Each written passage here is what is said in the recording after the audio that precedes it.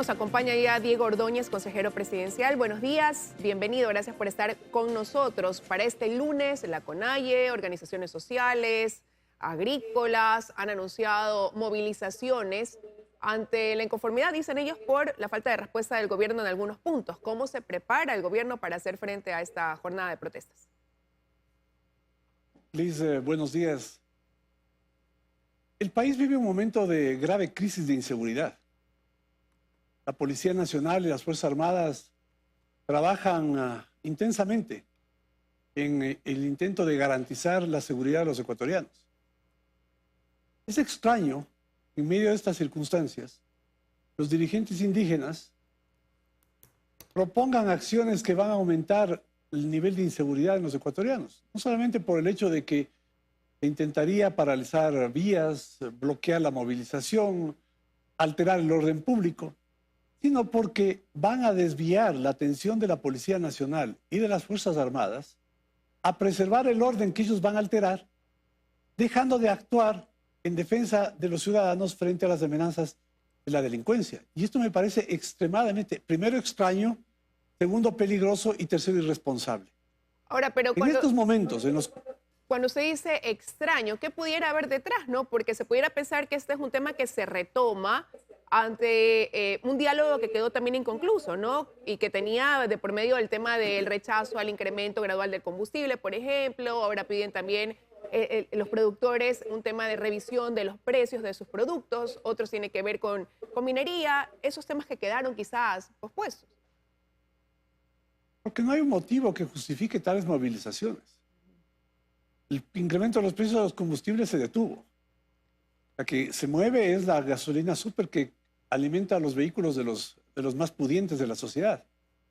Y otras causas se estima que no, sobre las cuales no tenemos un planteamiento concreto. Se han tenido diálogos con muchísimos sectores de la representación del sector indígena y no se advierte ningún motivo, ningún incumplimiento, ni ninguna demanda específica que justifique o que explique estas movilizaciones. Entonces, ¿por qué se producen? Que no sea el intento el intento de desestabilizar, ¿no? ¿Comandado por quién? Bueno, el señor Issa es quien está al frente de esto y ustedes conocen perfectamente que hay escrito un libro por él a propósito de lo sucedido en octubre del año 2019, en donde reivindica la violencia como algo sagrado. Ahora, ¿cómo van a desactivar esta movilización? ¿Qué información tienen de qué es lo que va a pasar a partir de la próxima semana? Bueno, hay varios frentes, ¿no? Sin duda, la gestión política en el sentido de mantener la línea de comunicación con varios sectores, con quienes sí se puede conversar. El sector indígena, obviamente, no hay una sola representación. El señor Issa presenta la CONAIE, hay otras organizaciones, incluso dentro de la CONAIE con quienes se conversa sobre planteamientos específicos que tienen que ver con sus sectores, que tienen que ver con temas vinculados a política social, apoyo a sectores poblacionales, los programas que tienen que ver con la prevención de la desnutrición infantil. Esto está en marcha, lleva tiempo trabajándose. Por eso no nos explicamos por qué esta reacción sin una justificación que no sea la de generar condiciones de inestabilidad. Ahora, ¿Qué información tiene? Obviamente lo que hay que prevenir es y garantizar que exista orden ciudadano, ¿no? Que exista orden en la posibilidad de que los ciudadanos puedan movilizarse adecuadamente, que los productos puedan movilizarse, ¿no? Y lo que sin duda, pues, no permitir ni de forma alguna que puedan suscitarse eventos parecidos a aquellos de octubre del año 19. Por eso le pregunto, ¿ustedes en el Palacio de Gobierno se han sentado a analizar los escenarios? ¿Hay un centro de inteligencia estratégico que debería también estar monitoreando qué pasa en el país en los temas de movilización social? Sin duda que hay un proceso permanente de análisis de la realidad y por eso es que empiezo señalando que si una amenaza ha convocado la atención del gobierno es la amenaza de la inseguridad. Y por eso es que Fuerzas Armadas y Policía Nacional están dedicados con tenacidad a enfrentar esta grave situación. Hay un estado de emergencia declarado. Y por eso pensamos que el momento debería llevar a la reflexión de que los ecuatorianos tenemos que seguir trabajando normalmente, sin alteraciones del orden público, ¿no? Para que no se añadan elementos para que se incremente la sensación de inseguridad y permitir que la fuerza pública, policía y fuerza armada, se concentren en la lucha contra la delincuencia y no desviarle de la atención hacia otras áreas, ¿no? Como sería el evitar que se cierren vías, el evitar que se provoquen actos de violencia o daños contra la propiedad o la movilidad de los ciudadanos. Pero ya para el lunes al menos ya está anunciada esta movilización y pese a que el ministro de Gobierno, por ejemplo, Francisco Jiménez, se reunió con la FENOCIN, por ejemplo, ha tratado de abrir estos diálogos, lo cierto es que hay una mayoría que se va a movilizar, han dicho, el día lunes y lo que no se sabe es si solo se quedarán el día lunes o si esto pueda mantenerse durante la semana. Bueno, de lo que se conoce, la movilización va a ser una movilización, según ha dicho el mismo señor Isa, que va a ser creciente, es decir, va a continuar en el transcurso de la semana.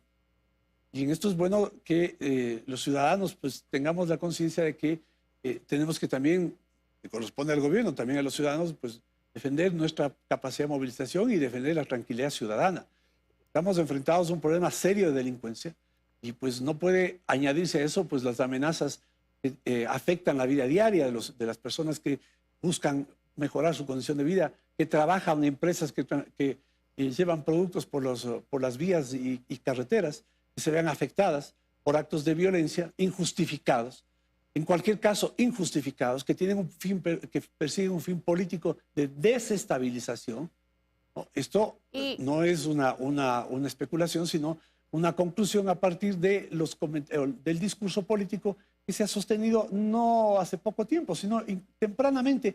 Recuerden ustedes, al inicio del gobierno ya se hablaba de las movilizaciones, ya se hablaba Y seguramente habrá que ver ahí también la actuación que tenga la fuerza del orden. Y traigo a colación ese tema porque es uno de los que ha generado también reacciones tras la aprobación de la ley del uso legítimo de la fuerza. Desde Pachacutic le piden, por ejemplo, al Ejecutivo que haga un veto parcial.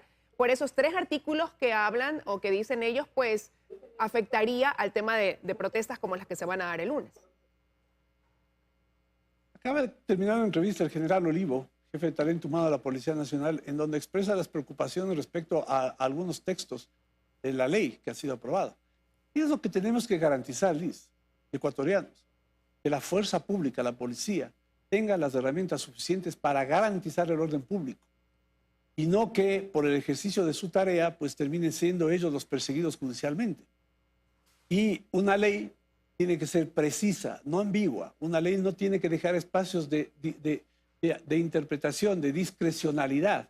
Tiene que ser precisa, concreta. Mucho más una ley que tiene que ver con la aplicación de la fuerza, patrimonio del Estado, en defensa de los ciudadanos y del orden público. Hay que garantizar que la fuerza pública tenga esos recursos que le garanticen que pueda ejercer su tarea con tranquilidad y que los ecuatorianos, los ciudadanos, estemos precautelados de los actos delincuenciales y de aquellos actos que, encubiertos de política, pretenden desestabilizar la institucionalidad democrática y la vida de los ciudadanos, porque afectan la movilidad, impiden que se trasladen a sus sitios de trabajo, impiden que puedan proveerse alimentos, y esto me parece a mí que no es responsable en cualquier circunstancia, mucho menos en las que el Ecuador ¿Hay vive la este posibilidad momento. de que la próxima semana, cuando empiecen estas movilizaciones, puedan llegar los dirigentes del Palacio de Gobierno para reunirse con el presidente, El diálogo siempre está abierto, incluido con ISA? pero el diálogo siempre está abierto con todos. El presidente se reunió varias veces en el Palacio de Gobierno con toda la representación indígena, incluido el señor Isa. Y también está en la carpeta de que pueda ir. Pero sin duda, el ministro de la Política ha tenido una línea de apertura al diálogo y él ha planteado como un eje fundamental de su gestión el diálogo con sectores sociales, con sectores políticos, incluido con la Asamblea, con aquellos que no quieren conversar. Pero ha mantenido una línea de comunicación. Por eso no se justifica, manteniéndose como se mantiene esta línea de apertura al diálogo, de comunicación, que la reacción sea, vamos a la calle, vamos a generar movilizaciones, vamos a paralizar el país. Esto no tiene ninguna justificación, que no sea, como insisto, la de buscar desestabilizar la democracia en el Ecuador. ¿Usted cree que hay un plan para desestabilizar, no pedir cosas?